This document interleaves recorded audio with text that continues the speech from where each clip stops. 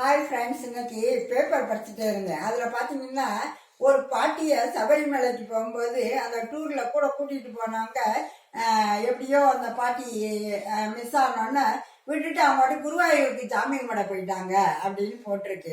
அப்போ அந்த ஒரு பாட்டிக்காக ஒரு பஸ் முழுசும் நம்ம இது பண்ண முடியாது அப்படின்னு அவங்க இது பண்ணுறாங்க. இந்த மாதிரி பார்த்தீங்கன்னா பிரச்சனை வரும்போது வயசானவங்க பாவம் இல்லையா, எப்படி வர்றதுன்னு அவங்களுக்கு தெரியாது. அதனால டூர் கூட்டிட்டு போறவங்க முதல்ல சொல்லணும், நீங்க அப்படி ஏதாவது மிஸ் ஆயிட்டீங்கன்னா போலீஸ்கிட்ட போய் சொல்லுங்க அப்படின்னு சொல்லி எல்லாரும் ஆதார் அட்டையோட வாங்க அப்படின்னு சொன்னீங்கன்னா கண்டிப்பா போலீஸ் உங்களுக்கு எல்லா ஹெல்ப்பும் பண்ணும். இப்ப ஒண்ணுமே இல்லாம இருந்த இந்த பாட்டியை கூட கஷ்டப்பட்டு கண்டுபிடிச்சி அவங்க வீட்டுக்கு அனுப்புறதுக்கு அந்த டூர் போனாங்க பாருங்க, அவங்கள கூட ஒரு குறிப்பிட்ட இடத்துல ஸ்டாப் பண்ண வச்சு அந்த பாட்டியை கொண்டு போய் அதில் சேர்த்து விட்டுட்டாங்க. இதுக்கு இன்னொரு வழி என்ன பண்ணலாம்னா, நம்ம ஒருத்தருக்கு ஒருத்தர் கையை பிடிச்சிக்கிட்டே போகலாம், அந்த கூட்டத்தில் காணா போக மாட்டோம். இன்னொன்று நம்ம பக்கத்தில் இருக்கிறவங்க காணா போயிட்டாங்க அப்படின்னா ஒருத்தருக்கு ஒருத்தர் அக்கறையாக பார்க்கணுங்க.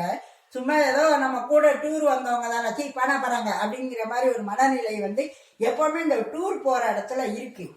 சாப்பிட்டாங்களா நம்ம கூட வந்தவங்க எந்த அக்கறையுமே இந்த டூர் போறவங்க கிட்ட கிடையாது. அதை நான் நிறைய நேரம் பார்த்துட்டேன்.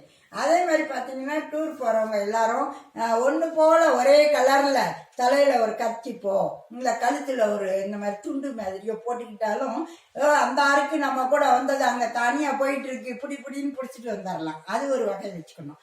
இன்னொன்னுங்க, கொஞ்சம் மனித நேரத்தோட நடந்துக்கோங்க. டூர் கூட்டிட்டு போறது வயசானவங்களதான் மோஸ்ட்லி கூட்டிட்டு போறீங்க.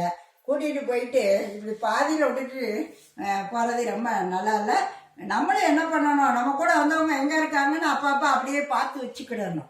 இல்லைன்னா இதா இருக்கும். இந்த சாப்பாட்டு விஷயத்துல அப்படிதாங்க, சாப்பிட்டாங்களா வச்சாங்களா பக்கத்து ரூம்ல இருப்போம் அடுத்து, ஆனா தட்டி கூப்பிடவே மாட்டாங்க. இவங்க மட்டும் அப்படியே போய் சாப்பிட்டு எல்லாம் முடிச்சுட்டு பிறகு நீங்க என்ன சாப்பிடலையா கிளம்பலையா அப்படிம்பாங்க. அதெல்லாம் ரொம்ப சில்லியான ஒண்ணு.